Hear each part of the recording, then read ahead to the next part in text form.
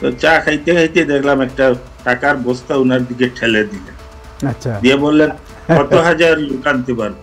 1 লক্ষ। সো ওনাকে টাকার একটা বস্তা দিলেন আহাদ চৌধুরীকে, প্রধানমন্ত্রী। ওই একটা ব্যাগ বড় ছিল, এটা দিলেন ঠেলে। তো 21শে আগস্ট গ্রেনেড হামলাটা আসলে ইন্সপেক্টর আমাকে বলল যে এইটার সাথে আপনার সরকার জড়িত। তখন বিএনপি ক্ষমতায়, এবং 21শে আগস্টে সেই গ্রেনেড হামলা, তখন আমার মনটা খুব খারাপ হয়ে। ওনার দিকে তাকাইয়া শেখ হাসিনা বললেন, কিরে সাগর, কেমন আছিস? বলে, আপা, সাগরে তো এখন আপনি জিজ্ঞেস করতেছেন। বঙ্গবন্ধুর কন্যা হিসেবে আমি এক সময় যুবলীগ করতাম, হাসিনা লীগে আমি আর চাই না। আমার সব তিনি বলছেন, দুঃখ প্রকাশ করছেন। কাদের সিদ্দিকী, ডক্টর কামাল হোসেন, ওনারা সবাই শিক্ষা পাইছেন ওনার কাছ থেকে, যারা বঙ্গবন্ধুর ঘনিষ্ঠ ছিলেন। তো ফজলু ভাই আমাকে একটা কথা বলতো যে, আক্তার ভাই, আপনি শেখ হাসিনারে চিনেন? আমি বললাম, না ভাই, আমি তো চিনি না। বলে, আমি ওনাকে ভালো করে চিনি। উনি 3টা খারাপ লোককে একসাথে দাঁড় করেন। আপনি একদিন কথা প্রসঙ্গে বলেছিলেন যে সাবেক প্রধানমন্ত্রী, যিনি এখন বাংলাদেশ থেকে পালিয়ে গিয়েছেন স্বৈরাচারের অভিযোগের কারণে, তার সাথে আপনার অনেক স্মৃতি আছে। Is there anything you can share? না, স্মৃতি তো অনেক স্মৃতি। উনি যখন ক্ষমতায় আসার আগে সুদর্শনে একবার গেছিলাম, তারপরে সেটা গেছিলাম সিলেটে মুক্তিযুদ্ধে, এবং আপনি চিনেন মরহুম সিরাজউদ্দিন আহমদ, জি, যার নামে সিরাজউদ্দিন একাডেমি আছে। আওয়ামী লীগের একজন বিশিষ্ট নেতা, বঙ্গবন্ধুর ঘনিষ্ঠ শহর ছিলেন। জি জি। তো এক সময় আমরা মুক্তিযোদ্ধা যারা সিলেটের, বিশেষ করে দেওয়ান ফরিদ গাজী সাহেব তখন জীবিত ছিলেন, সিআর দত্ত জীবিত ছিলেন। আমরা মুক্তিযুদ্ধ জাদুঘরে তার একটা বই, মহিউদ্দিন শিরু সম্পাদিত একটা বই, তার লেখা। তো এটা একটা আপনার মোড়ক উন্মোচন অনুষ্ঠান এবং একটা আলোচনা সভা করার জন্য আমি গেছিলাম সুদাসদন। তখন আমি জিকাতলা দেখতাম, পাশেই বাসা। উনি তখন ক্ষমতায় ছিলেন না।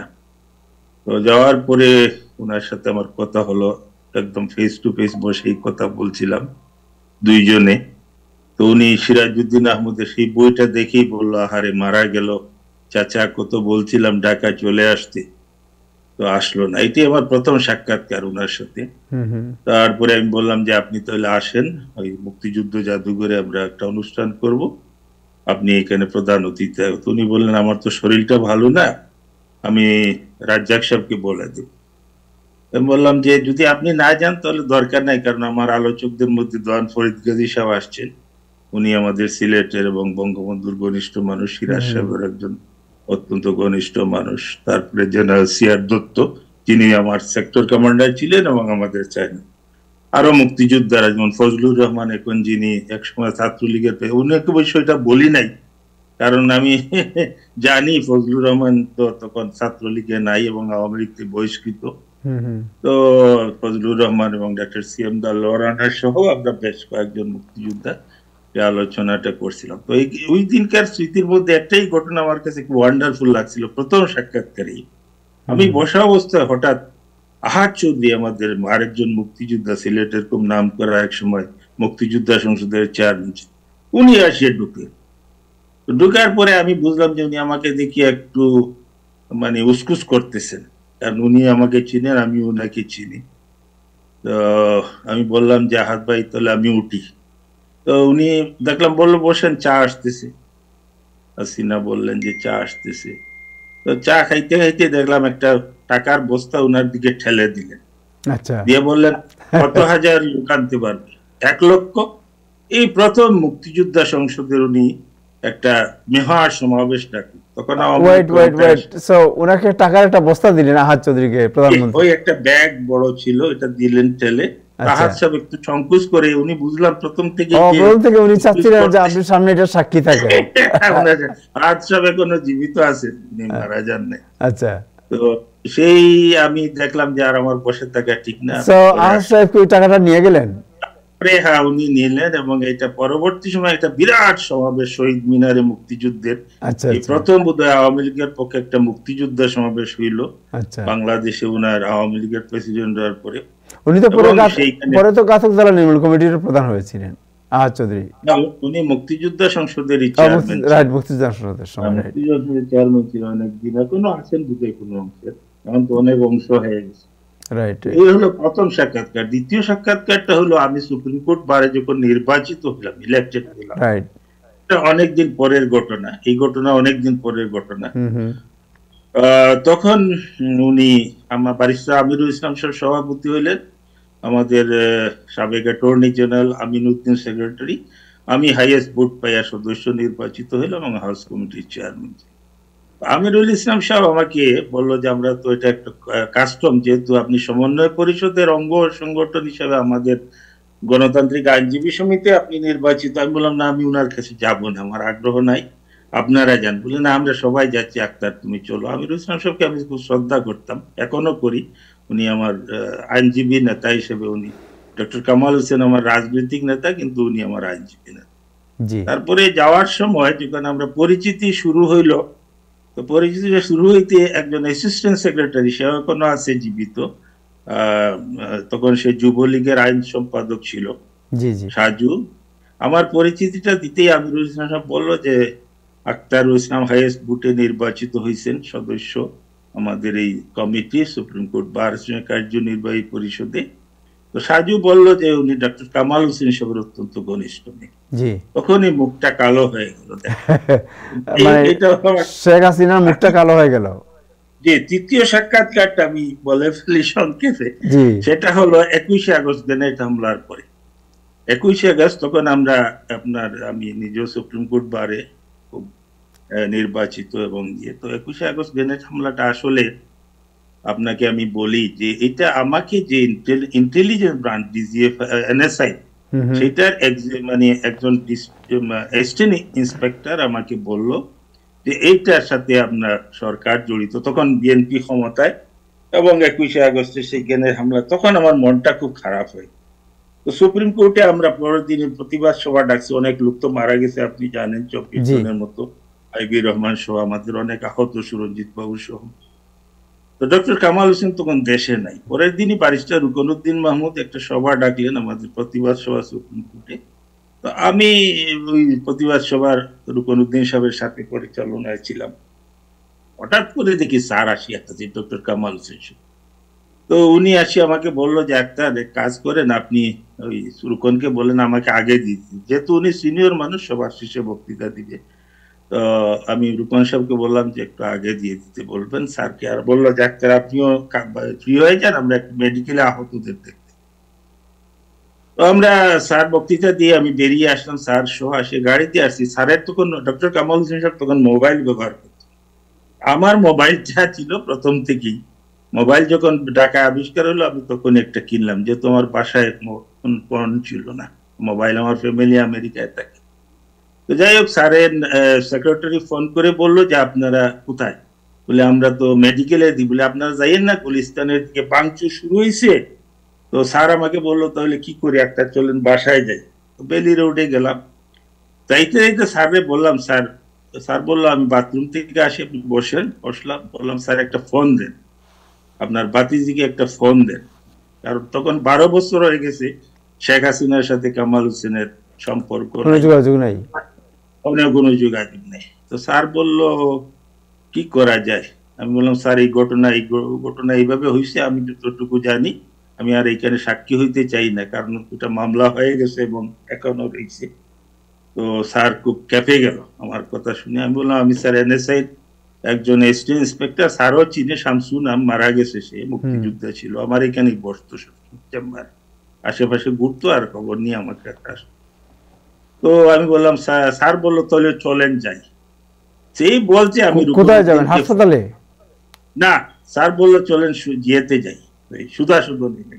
আচ্ছা, মানে শেখ হাসিনার সাথে দেখা করার জন্য। এটা তৃতীয় সাক্ষাৎকারের কথা। স্যার মানে ডক্টর কামাল সাহেব?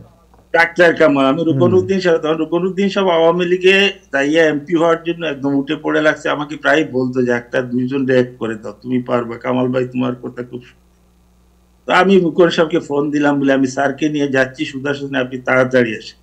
এইদিকে পঙ্কজ ভট্টাচার্য আমাদের তখন নেতা, স্যার বললো পঙ্কজের একটা ফোন দেন। পঙ্কজরে ফোন দিলাম, পঙ্কজ দা আসলো, রুকনউদ্দিন মাহমুদ সহ আসলো। আমরা গিয়ে যখন বসছি, তখন শেখ হাসিনা ওই সিঁড়ি বেরিয়ে নিচে দিয়ে নামলেন, আসলেন দোতলার থেকে, ওনার নিচের ড্রয়িং রুম সুধা সুদনের। আসিয়া বসিয়া উনি কান্না শুরু করলেন। একদম ওনার ওই কানের আওয়াজ টাওয়াজ তখন ওই যে গ্রেনেডের দিয়েতে ওনার কান টান সব বন্ধ হয়ে আছে।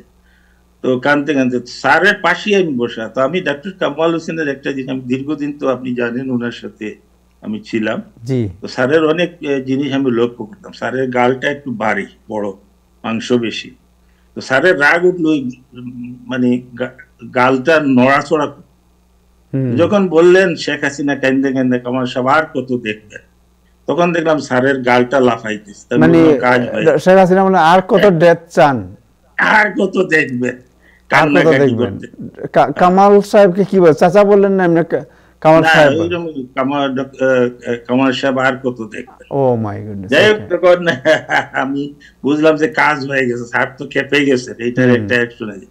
পরের দিন আমরা সুপ্রিম কোর্ট একটা তদন্ত কমিটি গঠন করলাম। উনি কোনো উত্তর দেন নাই? না, উনি ওই বলল এরকম মানে উনি যেভাবে স্বাভাবিক কথা বলে। এটা পরের দিনে সুপ্রিম কোর্টে আমরা একটা তদন্ত কমিশন করলাম ডক্টর কামাল হোসেনের নেতৃত্বে, যেখানে আমার সিনিয়র মোহাম্মদ আইনুদ্দিন, আমি হাইকোর্টে উনার জুনিয়র হিসাবে প্র্যাকটিস করতাম, মুসলিম লীগের আইনুদ্দিন, উনি এবং ডক্টর কামাল হোসেন, ব্যারিস্টার আমিনুল ইসলাম, রুকনউদ্দিন মাহমুদ, এই চারজনে করে আমরা একটা কমিটি করলাম, তদন্ত কমিটি, যেটা নিয়ে আপনারা অনেক রিপোর্ট করছেন, দেখছেন, জানেন। উনারা খালেদা জিয়ার সাথে দেখা করতে চাই, কিন্তু বেগম জিয়া উনাকে সাক্ষাৎকার দিল না। এটা মানে এটা বড় দুর্ভাগ্য। এবং উনি একটা তদন্ত কমিশন করে দিল, জয়নাল করে একটা বিচারপতি ছিল বিলেট ডিভিশনের, ওরে দিয়ে। ও আবার এটা একটা ফলস রিপোর্ট দিয়ে পরে ও টাকা টুকা মারা খাইছে, ধরাও খাইছে। তো যাই হোক, এটা হলো দ্বিতীয় সাক্ষাৎকার। এবং সবচেয়ে মজার সাক্ষাৎকারটা হলো আমার চতুর্থ সাক্ষাৎকারটা। এই প্রথম আমার জীবনে গণভবনে গেলাম, তখনও সুপ্রিম কোর্টের বার কাউন্সিলের নির্বাচন। তো বাসিত মজুমদার আমাদের তখন প্রেসিডেন্ট, বার কাউন্সিলের ভাইস চেয়ারম্যান, উনি অনেক অনুরোধ করলো আব্দুল মতিন। আমি বললাম না, আমি গণভবনে যাব না, উনি আমার ক্ষমতা আছেন, আর আমার একটা বদ্ধভ্যাস, ক্ষমতা কেউ গেলে কাছে যাই না, ধরে থাকি, ক্ষমতার থেকে দূরে থাকতে চাই। জি। গণভবনে যেদিন গেলাম, এখানে আশরাফুল আলম কোন আমার দেখি অবাক, আপনাদের এইখানে সাংবাদিক আমেরিকা এসে তাকে এখনো বুঝে। আক্তার ভাই আপনি আসছেন? আমি বললাম আসছি। আমার আপা কোথায় বলি, তো ভিতরে। তো আমরা বসলাম, ব্যারিস্টার আমিরুল ইসলাম, রুকনউদ্দিন মাহমুদ, এদের পাশেই আমাকে একটু জায়গায় দেওয়া হলো, ওইখানেই বসলাম। তো উনি ঢুকলো, ঢুকার পরে আমি একটু দূরের থেকে লক্ষ্য করলাম, আমার ওই পাশে ছিল আবু সাইদ সাগর, ঢাকা বারের একজন নাম করা আইনজীবী, প্রেসিডেন্ট ছিল বারের। তো আবু সাইদ সাগর জিজ্ঞেস করলো, ওনার দিকে তাকাইয়া শেখ হাসিনা বললেন, কিরে সাগর কেমন আছিস? বলে, আপা সাগরের তো এখন আপনি জিজ্ঞেস করতেছেন, যখন আপনার মামলা মোকদ্দমা তখন উকালতনামা দরকার ছিল সাগরের। কারণ এখানে একটা ব্যাপার হলো বার কাউন্সিল ইলেকশন, ক্যান্ডিডেট অনেক, এদের বাছাই করতে আমরা পারি নাই বলে ওনার দরবারে যাওয়া হয়েছে শেষ হিসাবে। উনি তো সবকিছু নিয়ন্ত্রণ করতেন বাংলাদেশ, ওনার ক্ষমতার হাত ছিল সব জায়গায়। তো সাগর এই কথা বলা, আরে সাগর তুই তো আমার মামলা টামলা করছস, অনেকেরই আমি ফাইলটা দিছিলাম ফেরত দিস। আর আমার পাশেই বসা ব্যারিস্টার আমিরুল ইসলাম রুকন, এরা কিন্তু উনার মামলায় যায় নাই। এত মানে ইনসাল্ট হইলাম আমি, নিজের কাছে মনে হইলো যে এইরকম বাবার সাথে ব্যারিস্টার আমিরুল ইসলাম মতো মানুষ, রুকনউদ্দিনের মতো মানুষ, এরা মামলা করলো না। এইভাবে সামনে, আরে সাগর তুই তো আমার মামলা টামলা করছস, অনেকের কাছে ফাইল পাঠাইছিলাম ফেরত দিস। এইটা আমার মনে একটা রাগ কাটলো যে উনি এরকম ব্যবহার করেন, মানে সবার সামনে এই ধরনের কথাবার্তা, সবার সামনে। ধরেন আমরা 20-25 জন সারা বাংলাদেশের যত বড় বড় আইনজীবী। তো এই জিনিসটার পরেই আসলো আপনার ক্যান্ডিডেটদের কথা। তো আমি গণতান্ত্রিক আইনজীবী সমিতির তখন প্রেসিডেন্ট, আমি বললাম যে বার কাউন্সিলে আমার 2 জন ক্যান্ডিডেট আছে। একজন হলো আপনার আমার গণতান্ত্রিক আইনজীবী সমিতির ভাইস প্রেসিডেন্ট, রাজশাহীর ডি গ্রুপ বলে ওঠে, ওই গ্রুপে মোহাম্মদ এহিয়া। জি। উনি সাথে সাথে আপনার ওই রেজাউর রহমান আমাদের আরেক নেতা, উনি বললো না এহিয়ার বিরুদ্ধে আমাদের অভিযোগ আছে, সেটা। আমি চুপ করে এরপরেই বললাম যে আমার আরেকজন দ্বিতীয় ক্যান্ডিডেট হলো জেডাই খান।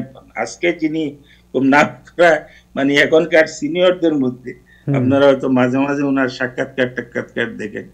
আমি তো এখন আমেরিকায়, উনি বাংলাদেশে আমার খুব ভালো বন্ধু মানুষ এবং আমার সিনিয়রও, জেডাই খান, খুব নাম করা মানুষ, আইনজীবী নেতা। আমি ওনার নাম বলতেই বললেন যে না, এখানে ইনুর আপত্তি আছে। এটা হলো জাসদের ফ্রিকশনের কারণে ইনু তখন ওনার খুব বুটবুটে। তো আমি আর দেখলাম যে আমার দুইজনই ফেল করছে, আমি আস্তে আস্তে বাইরে, ওইখানে ডিনারের ব্যবস্থা ছিল, আমার তো গাড়ি নিয়ে যায়নি, বাসিত মজুমদার আমার ধরে নিয়ে গেছে গাড়িতে। আমি হাঁটা শুরু করলাম গেটের দিকে। গণভবন এটি আমার জীবনের প্রথম এবং শেষ যাত্রা, এখন তো আর গিয়া গণভবন পাবো না, ওইটা জাদুঘর হয়ে যাবে। তো হাঁটা যখন দিতেছি তখন আনিস ফোন করছে, আক্তার ভাই আপনি কোথায়? বলে কেন? বলে আপনার ক্যান্ডিডেট দুইজনই সিলেক্ট হয়েছে, আপনি ফিরে আসেন, আপা বসিয়ে রয়েছে, আমরা খাওয়া দাওয়ায় বসে। তো বাসিত মজুমদার তুমি কোথায়, তাড়াতাড়ি আসো। পরে গিয়ে ওদের সাথে খাইলাম, উনি তখন ডিনারে আর ছিল না, আসে সবার সাথে মিলিয়ে মিশে গেল। এই হলো আমার জীবনের শেষ সাক্ষাৎকার।